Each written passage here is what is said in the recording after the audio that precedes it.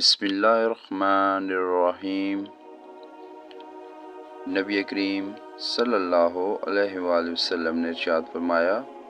میری امت کے تمام لوگوں کے گناہ اللہ تعالیٰ بخش دیں گے سوائے ان لوگوں کے جو گناہ کر کے لوگوں کو فخر سے بتائیں کہ ہم نے یہ گناہ کیا ہے۔ نبی کریم صلی اللہ علیہ وآلہ وسلم نے فرمایا، اس ذات کی قسم جس کے ہاتھ میں میری جان ہے، میری تو آرزو ہے کہ میں اللہ کے راستے میں قتل کیا جاؤں، پھر زندہ کیا جاؤں، پھر قتل کیا جاؤں، اور پھر زندہ کیا جاؤں، پھر قتل کیا جاؤں، اور پھر